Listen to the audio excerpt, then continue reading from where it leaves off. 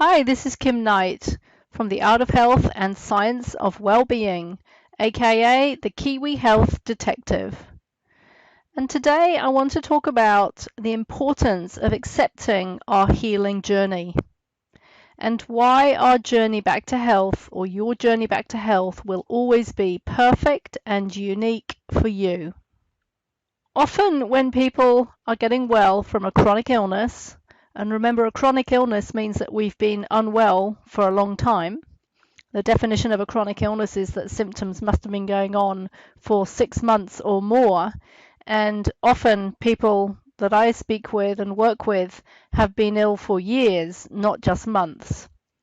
So what I want to talk about is how to deal with the fact that when you start your healing journey, you're not getting well as quick as you would like.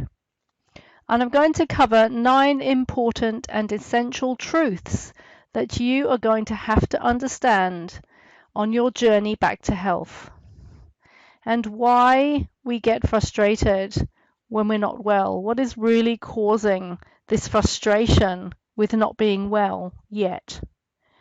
And give you some pointers and solutions to help you along the way. So number 1, healing is a journey. It is a journey of transformation. I remember one of my teachers saying that when we heal, we transform and we're never the same again. And that's how it needs to be. Our soul is asking us to change, to transform, and we will not be the same person we were before. We will be a better version of who we were before.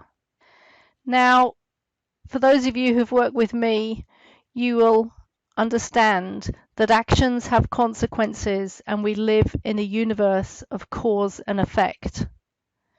And so, for example, if we've spent the last 20 years breaking what we call the laws of health, and we've been working 18 hours a day, and we've been very, very stressed all those 18 hours of the day, and probably 24 hours a day actually, then that is going to have a consequence.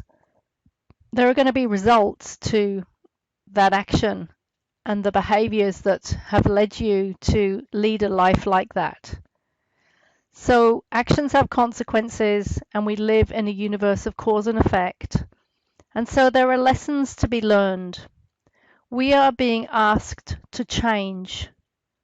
We're being asked to change our ways, to change our thinking, to change our beliefs, to change our behaviors and habits. There's a lot of change that is required on this healing journey, because otherwise, if we don't change, we will do the same thing and end up with the same or even a worse result. So when your body is sending you symptoms, it's actually doing you a favor. It's telling you you need to change. And of course, we have to work out what those changes are. And then we have to start implementing them. And healing is a journey. It's like climbing up a mountain. So for example, if you were climbing up Mount Everest, would you expect to get there overnight? No, you wouldn't. And in fact, when people climb Mount Everest, first of all, they have to go up to the stage 1 camp, which takes a few days maybe. And they set up camp and they acclimatize and they rest. And then they'll go up to another camp, which may take a few more days, and they acclimatize and they rest. And then they may make the final ascent.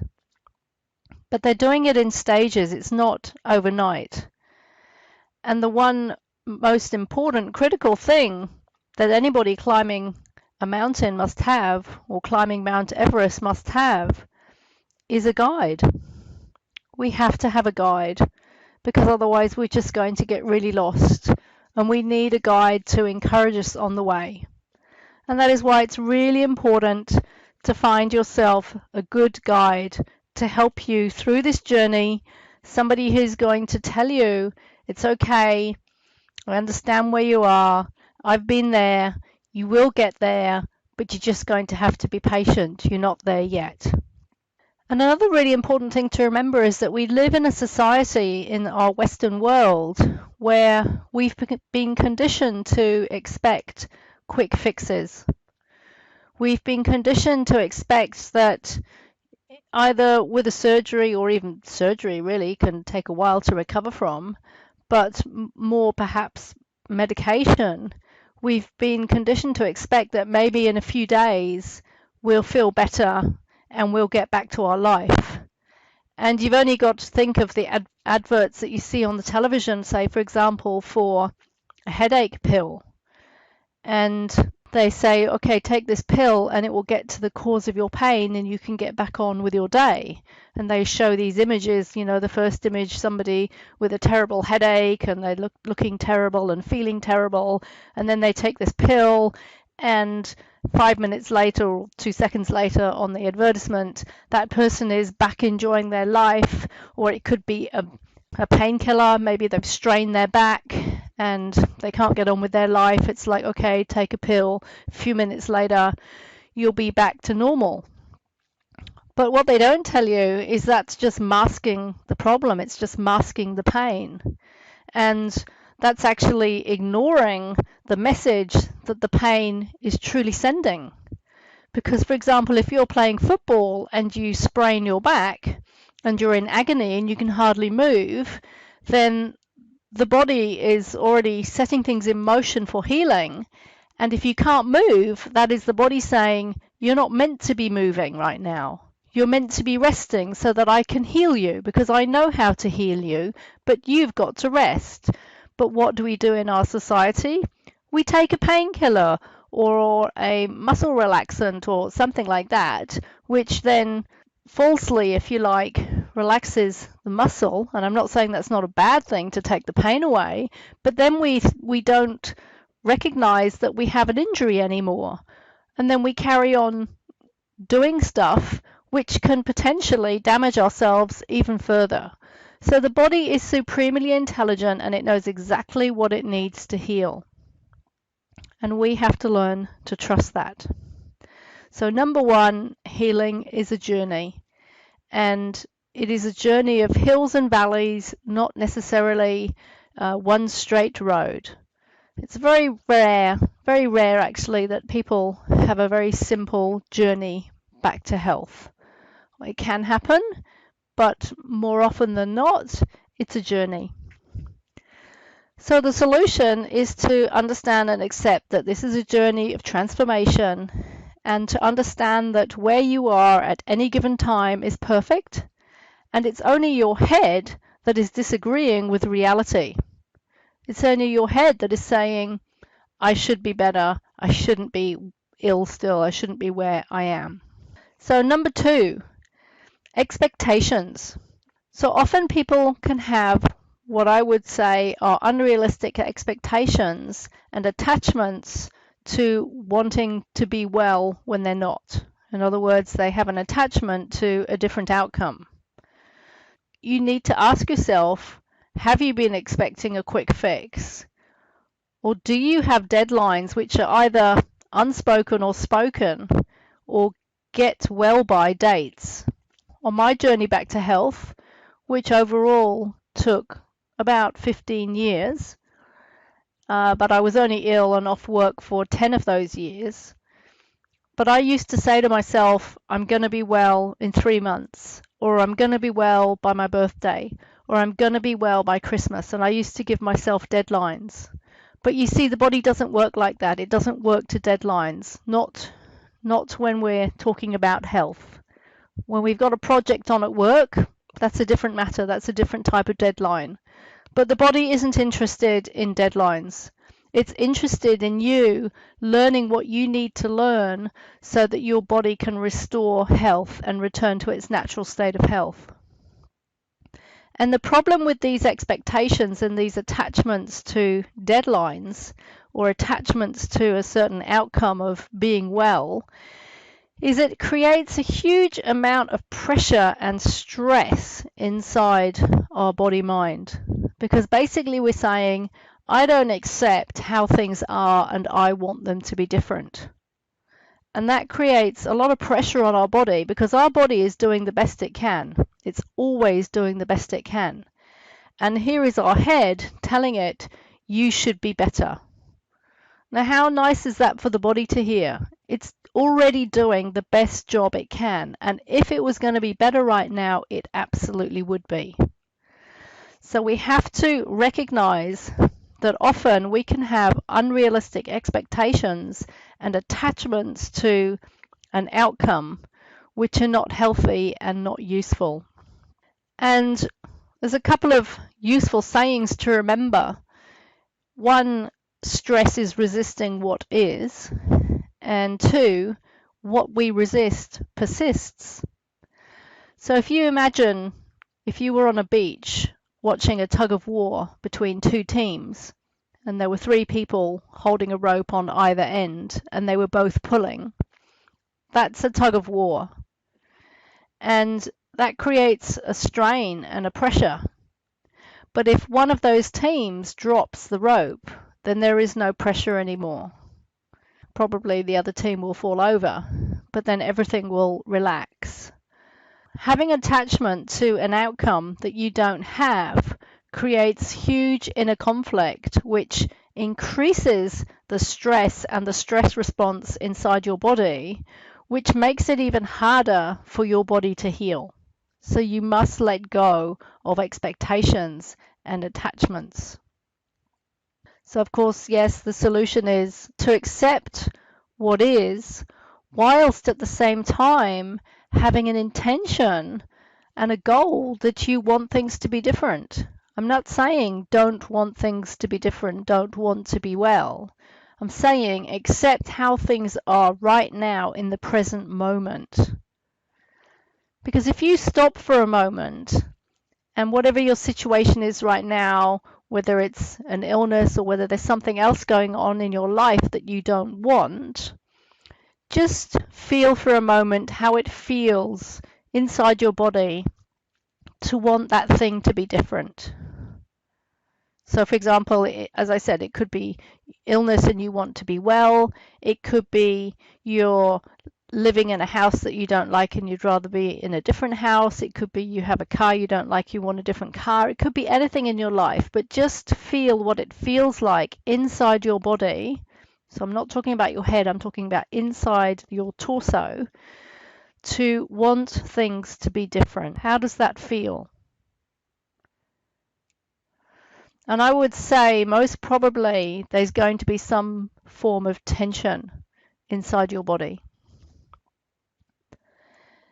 Now, imagine, or not imagine, but actually really do your very best. Just right now, you can change your mind in a minute, but just right now, just accept the reality as it is. Accept that you're not well yet. Accept you don't have that car. Accept you don't have that job or that house or that perfect partner. Just accept reality as it is right now. And what happens inside your body when you do that? And most likely, you're going to sense a sense of relief and relaxation. And the body goes, oh, thank goodness for that. She or he has stopped pressuring me. Stop pressuring me to have a reality that is not a reality right now. We must learn to accept what is, still have the intention for change, but accept how things are right now, in this moment, today. And this is a practice that we need to practice. It's a skill that we have to build. And so whenever you catch yourself with an attachment to an outcome you don't have, wanting what you don't have, if you catch yourself and you go, okay, can I accept what is right now? And accept what is right now. Keep bringing yourself back to the present moment. That will build this new habit. So the third thing is over trying too hard. Are you trying too hard with whatever therapies you're using? Are you expecting too much of yourself, pushing yourself too hard, expecting too much, being a perfectionist perhaps? Because this is very common, is that we try too hard. We have to start backing off and giving ourselves a break. Because the interesting thing is, pushing ourselves too hard is one of the things that has brought us to this place of illness. Because one of the most common things, one of the most common themes, if you like, of people with illness is that they haven't been taking care of themselves and they've been driving themselves too hard. Being a perfectionist, being a workaholic, whatever, all because of the unconscious emotional needs that they're trying to get met at an unconscious level. Essentially, people try too hard.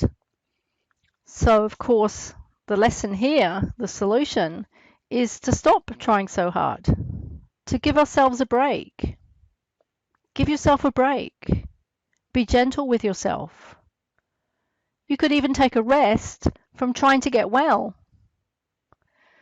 Because how would it feel again in your body right now if you were to imagine just whatever you're doing, whatever it is that you're doing right now, today, in trying to get well, if you were to say to yourself, okay, for the next 24 hours, I'm just not going to do any of that. I'm just going to give it up, give it away, let it go, and I'm going to give myself a break. How does that feel inside your body? And I can almost guarantee there will be a sense of relief and relaxation, and it will be like your body going, oh my God, thank God for that. Thank God for that. I felt like I was being slave driven to perform, to achieve, to get a result, to prove myself. And oh my goodness, that was such a stress and a strain. And I feel such a relief from being given a break. So this is another thing that we have to learn to do, not just when we're getting well, but in life in general. We have to learn to be gentler with ourselves. And the fourth one is acceptance, which I've already been alluding to anyway. But if stress is resisting what is, then peace is accepting what is. So the question is, do you accept your current situation? Do you accept your current reality? How does it feel if you're not accepting your current reality inside your body? How does that feel? And compare that to if you choose to accept your current reality. How does it feel to accept what is right now? Even though you know you want it to be different, right now in this moment, how does it feel to accept what is? And again, if you're truly accepting what is, I can just about guarantee that your body will have relaxed and be experiencing a sense of relief. And the fifth thing is we need to trust our body. Your body knows exactly what it is doing. It is an infinitely intelligent organism and it never makes mistakes. So how much do you trust your body's ability to heal? And I'd like you to think of a percentage. So from 100%, how much do you trust your body to heal? And it might be quite interesting to see what the answer is. Because if it's not 100, and it may well not be, then we need to start looking at that and start growing that trust. Start growing the trust in your body. And if your body is still ill, then on some level there's a reason for that, because the body doesn't make mistakes. And one of the things that I learned is that because there are lessons to be learned and changes to be made and transformation to be made,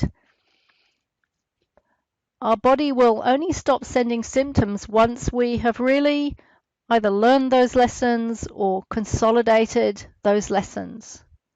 Because say, for example, somebody burnt themselves out because they were working 18 hours a day for 10 years. They come and see me and I go, hey, but up until now they haven't understood why they're burnt out. And I go, hey, you were working for 18 hours a day for 10 years. Do you think that's balanced? And they might for the first time think about it and go, well, actually, now you say it, probably not. And so they've understood, at least on a surface level, why their body is exhausted and burnt out, why they've depleted their chi, why they have adrenal exhaustion. They might also have chronic fatigue, but they start to understand that the actions have now had consequences. And so what they're going to then have to learn is, well, they're going to have to learn to do things differently. In other words, they're going to have to learn not to work 18 hours a day. They're going to have to learn that 8 hours a day is enough and 5 days a week is enough.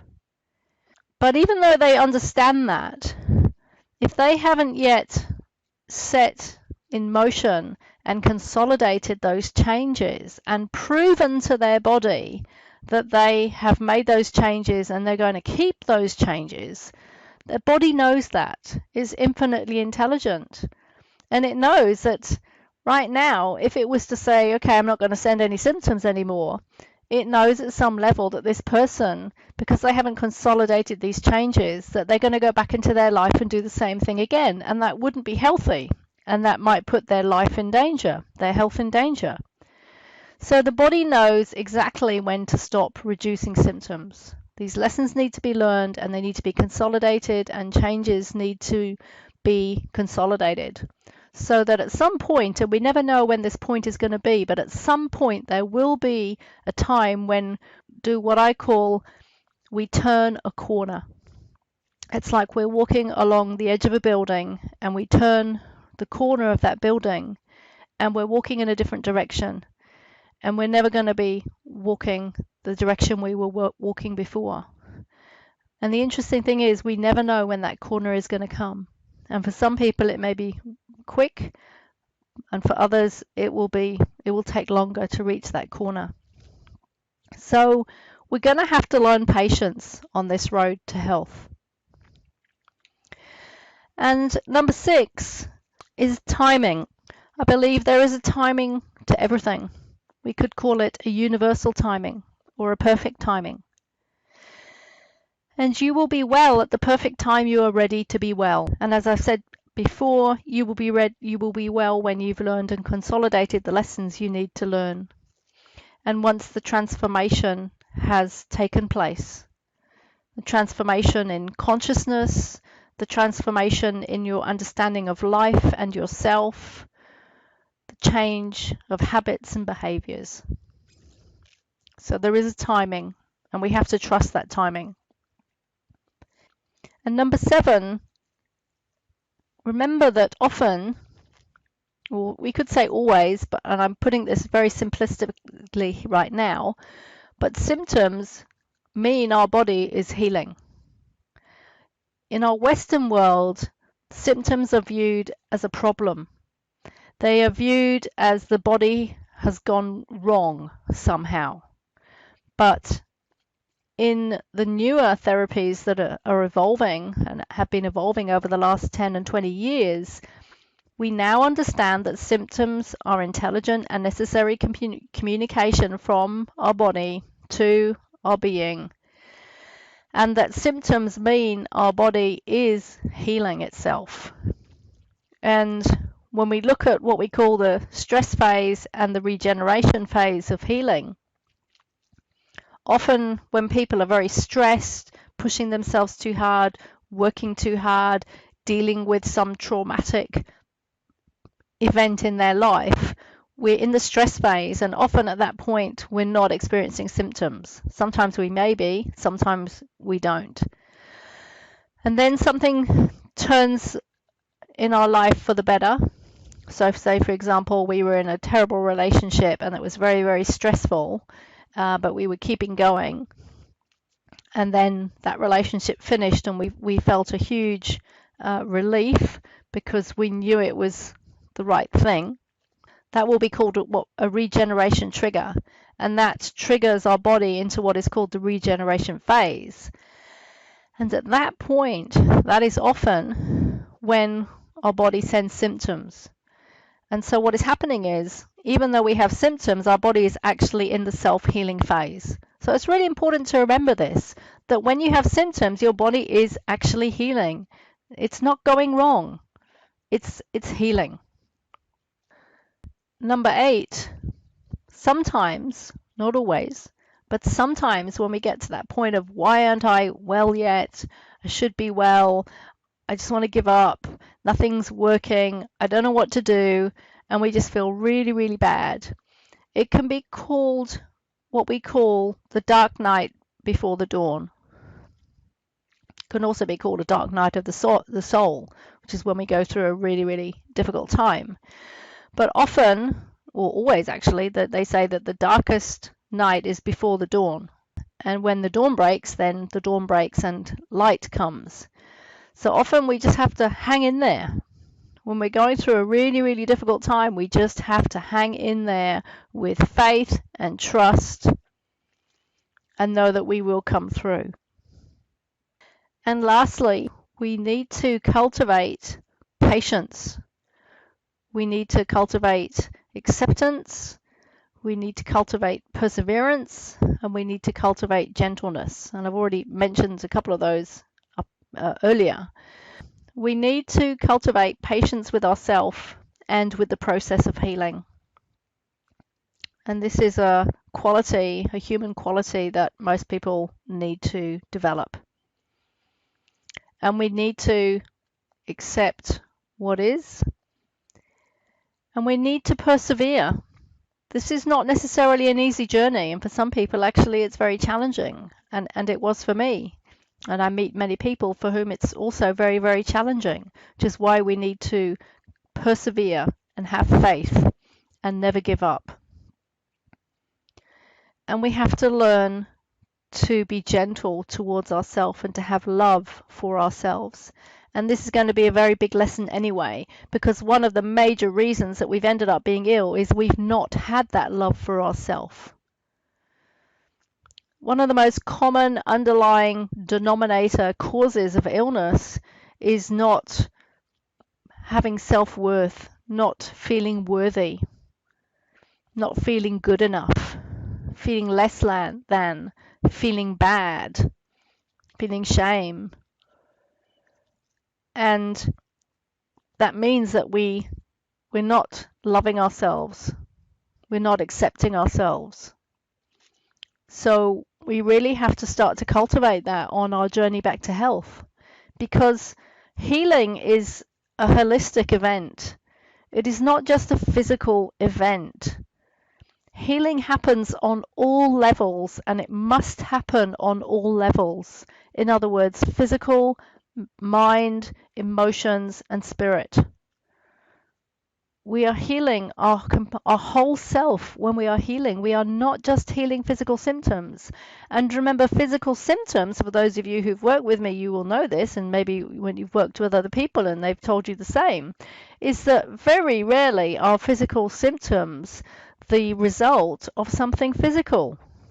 Physical symptoms are the manifestation of emotional and mind dis-ease. And that's why it's called disease. So we're healing our complete self. And in order to do that, we have to learn to love ourselves and accept ourselves. So just to recap these 9 points, healing is a journey of transformation. We have to learn to let go of expectations and attachments. We have to sometimes stop trying so hard and ease up on ourselves, give ourselves a break. We have to accept reality as it is right now, rather than wanting it to be different, even though we have an intention that we want it to be different. We have to trust our body and know that it knows exactly what it's doing. It doesn't make mistakes, and it's always looking out for us. We have to learn about right timing. There's a time and a place for everything. We have to have patience. We have to remind ourselves that when we have symptoms, that is our body healing, and that sometimes the darkest night is before the dawn. So keep faith, persevere, and we have to cultivate patience and gentleness and perseverance and self-love. You might also like to check out my blog and look up the blog, The Top Tips for Recovery from Chronic Illness. So my blog is kimknight101.wordpress.com, because I write more about this on that blog. And of course, you can join me on Facebook, search for Kim Knight Art of Health, or go to my website, artofhealth.co.nz. So I hope this has been useful, and I wish you well on your journey. And all I can say is never give up. Just keep going, but be gentle with yourself. So be well.